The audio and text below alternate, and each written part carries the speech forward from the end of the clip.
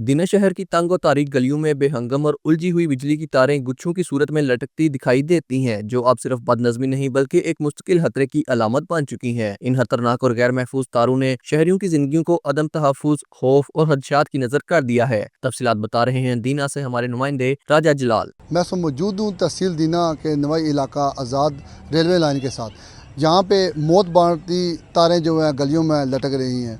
बरसात के मौसम में अक्सर बिजली के जो पोल हैं वो शार्ट हो जाते हैं, कई कीमती जानें जो हैं वो ज़ाया हो चुकी हैं।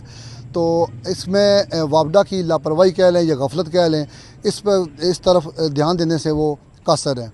अक्सर मीटर रीडर जो है वो मीटर रीडिंग करने के लिए आते हैं, वो आला हुकाम को ये बताने से कासर हैं कि ये मोट बांधी तारें आवाम को परेशान कर रही हैं। इस वक्त मेरे साथ एक शहरी भी मौजूद हैं जो इस लगती तारों से सख्त तंग हैं।